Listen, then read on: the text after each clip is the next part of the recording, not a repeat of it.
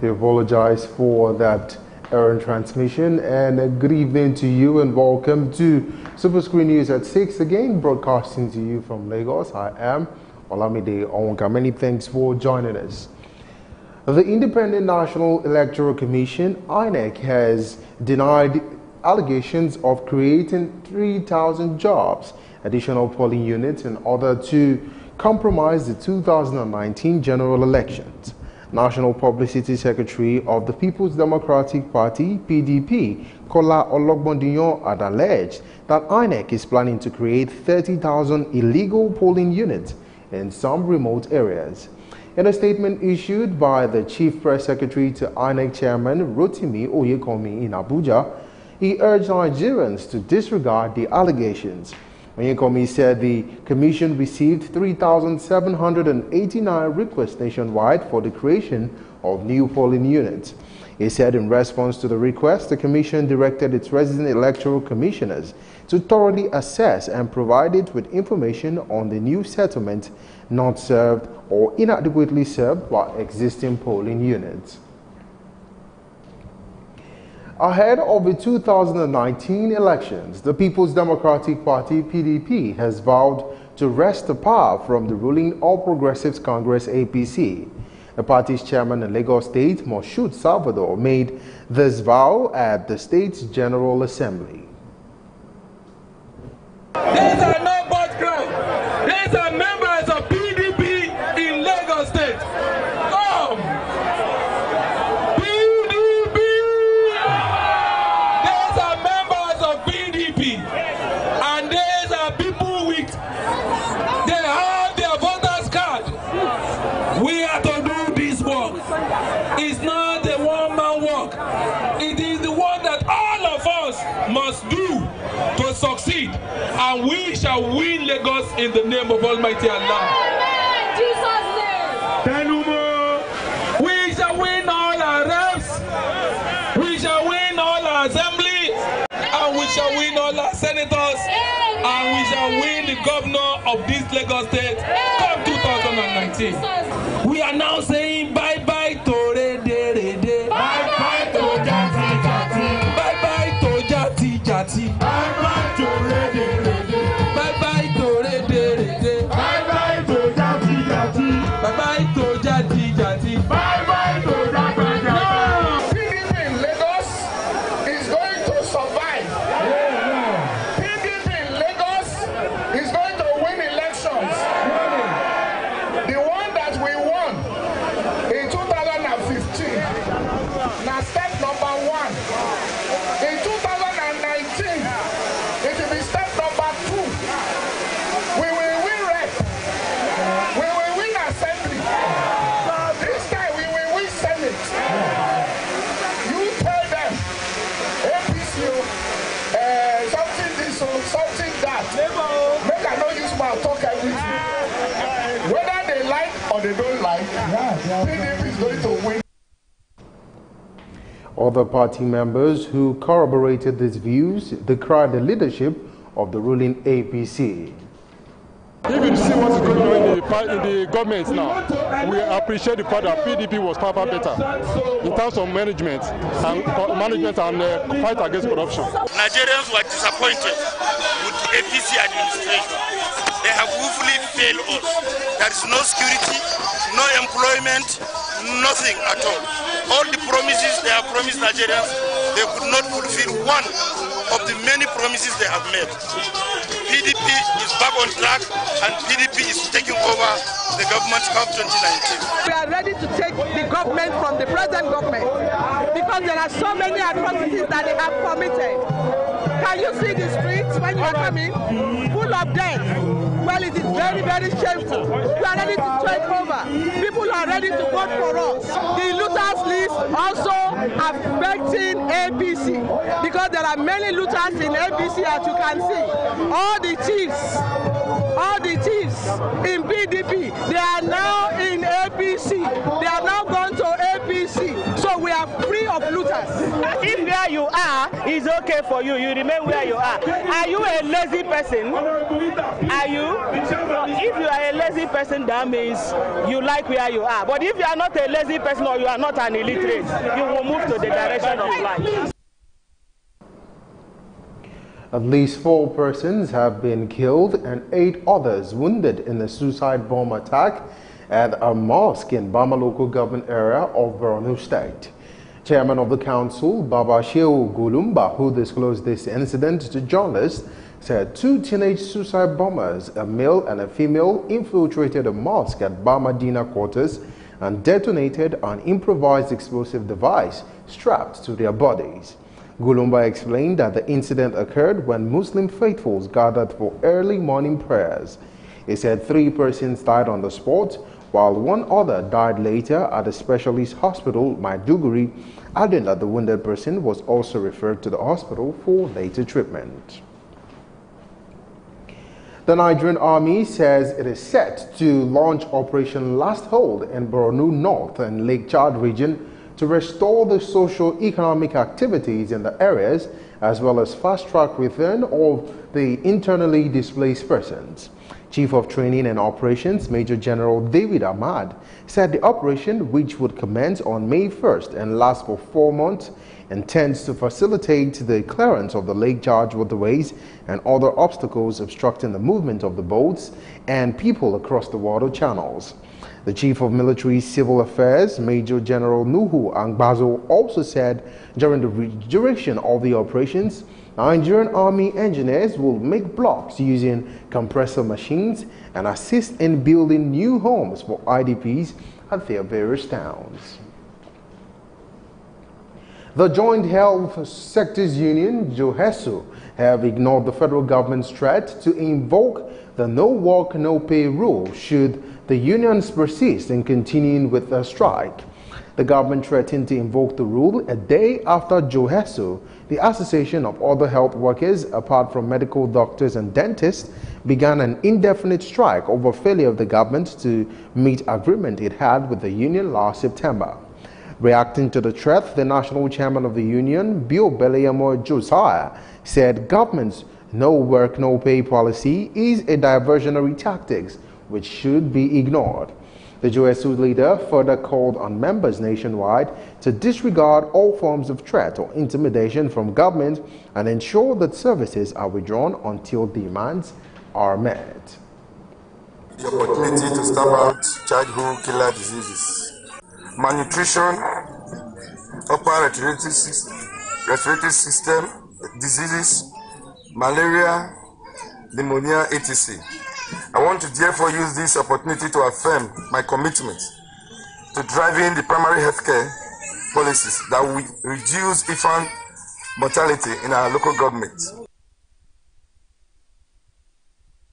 Osaji Ohanire said Nigeria is on the path of ending our dependence on donor funds as source of financing the national routine immunization program, as the government is sourcing other means of funding the project. The chairman of the Northeast Local Government Area of Edo State, Scott Ogbemudia, has stressed the need for continuous sensitization of the public, especially nursing mothers, on the importance of immunization. Ogbemudia disclosed this during the flag-off of the 2018 National Immunization Plus Day in Oluku Primary Healthcare Center in Ovia Northeast of Edo State. The opportunity to stamp out childhood killer diseases, malnutrition, upper respiratory system diseases, malaria, pneumonia, etc. I want to therefore use this opportunity to affirm my commitment to driving the primary healthcare policies that will reduce infant mortality in our local government.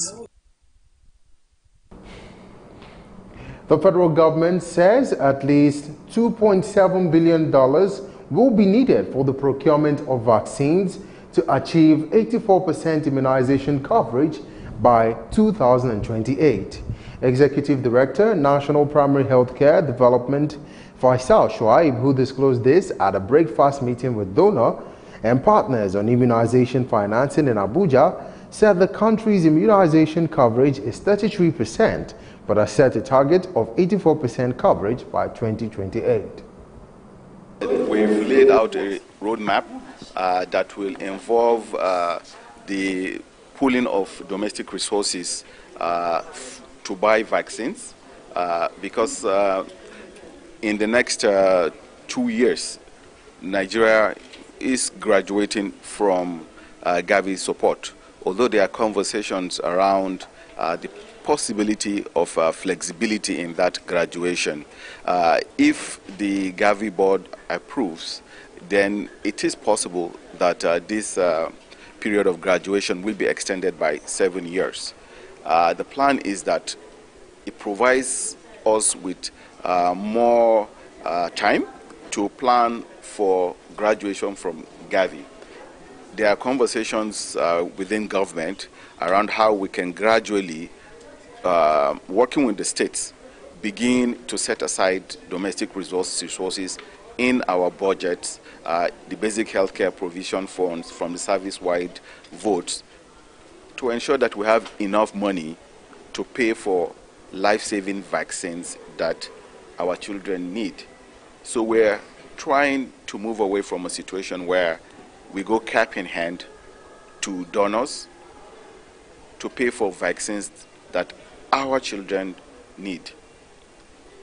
In the next 10 years, we're hopeful that this plan that we've laid out in our strategic document will clearly articulate how these resources will be pulled together, how we will gradually ensure equitable coverage across the country with life-saving vaccines and other services that will ensure that our kids will grow up and become very productive individuals.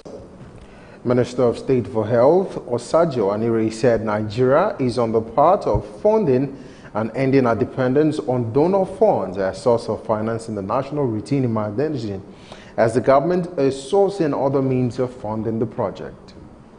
We have been talking about today, and it has been very well described by all the various speakers, the various steps and the various levels of engagement in the country and with the states.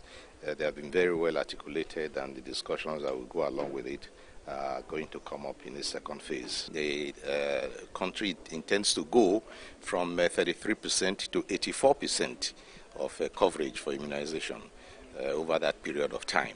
And this coverage is going to save us a lot of money. You spend some money, but you save a lot of money in treatment and in productivity that will have been lost.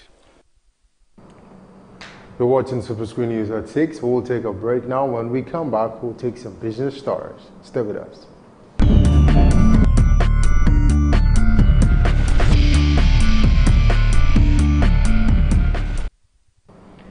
Welcome back, and now for some business stories. The federal government's commitment to the creation of industrial parks under the special economic zones will rise to 92.39 billion naira by December.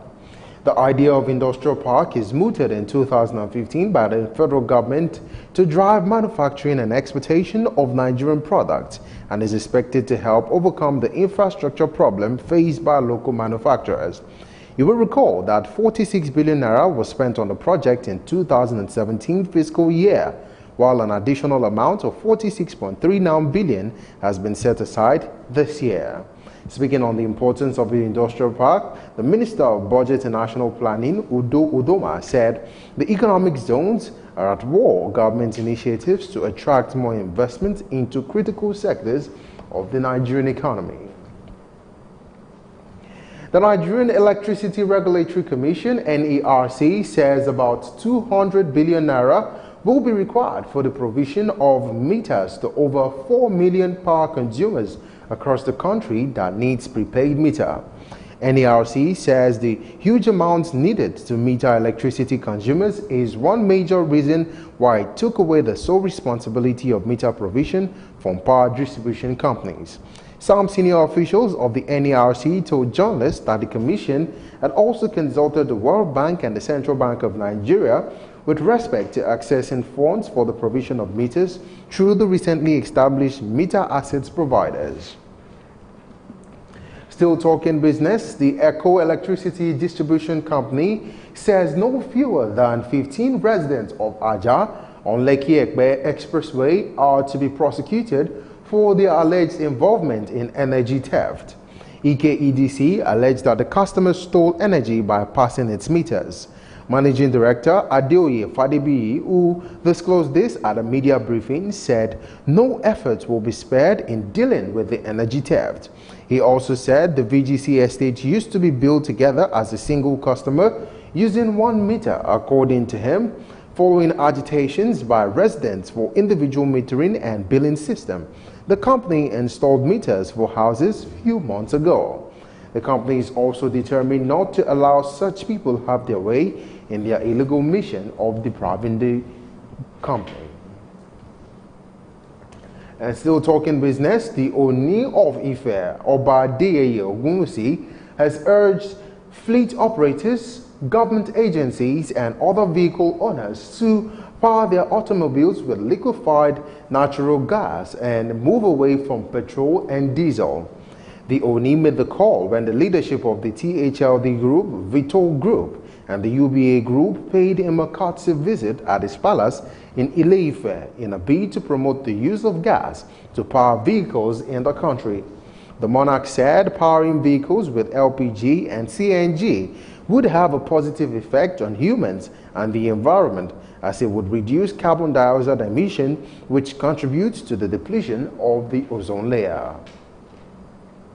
You're watching Superscreen News at 6. We'll take a break now. When we return, we'll take some foreign news plus some sports stories. Stay with us.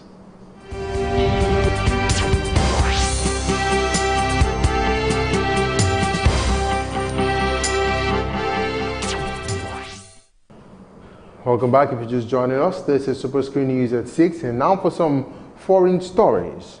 Authorities in Riyadh, Saudi Arabia, have called on drone enthusiasts to register with authorities before operating the aerial devices after a toy drone was reportedly shot down near the royal palace in the capital. Report says Saudi security forces shooting down the drone near King Salman bin Abdulaziz Palace with heavy gunfire. Riyadh police said security forces responded to an unauthorized small drone type toy after spotting it near a security point in Kuzama neighborhood. The officials said drone enthusiasts are expected to apply for a permit that will authorize them to use drones for the purposes assigned to them in permitted sites from police in their neighborhood. Spokesman also confirmed that the measure would be temporal until the issuance of the registration. And still on the foreign scene, an estimated 100,000 people took to the streets in Hungary to protest the media policies and campaign against non-governmental organizations by the government and the Prime Minister, Viktor Orban. It is the second consecutive Saturday rally in the Hungarian capital, Budapest. The protest organizers say demonstrators are from diverse ideological backgrounds, and they carried placards accusing Orban of corruption and ties to the Russian President Vladimir Putin. They also called on the European Union to take action against the Liberal government, specifically those targeting media freedom and the non-governmental organizations. And now for some sports stories. World Football Governing Body FIFA, the Nigerian Football Federation, and the English Premier League and the Chinese Super League have sent congratulatory messages to Nigerian captain John Mikel Obi on the occasion of his 31st birthday. Mikel was born in Jos, the north-central part of Nigeria, on April 22, 1987, and has represented the country at different youth levels. He was part of a team that won the African Nations Cup title in South Africa in 2013 and captained the under-23 side that won bronze at the Rio 2016 Olympic Games. Similarly, his former club, Chelsea, with whom he won 11 major titles in 10.5 seasons, sent the Tianjin Teda China midfielder a birthday message wishing him happy birthday. And lastly, in sports, the report says the Europa League trophy, allegedly stolen in Mexico, has been returned safely. The UEFA silverware, which was won by Manchester United last year after beating Ajax in the final, was allegedly swiped from a transport vehicle understood to be a FedEx van. Authorities in the state of Guanajuato claimed the trophy was taken in the city of León after an event, but was soon reclaimed afterwards. And that's a wrap on Superscreen News at 6. I am Olamide Onwuka. Until we come your way at 8, have a beautiful day.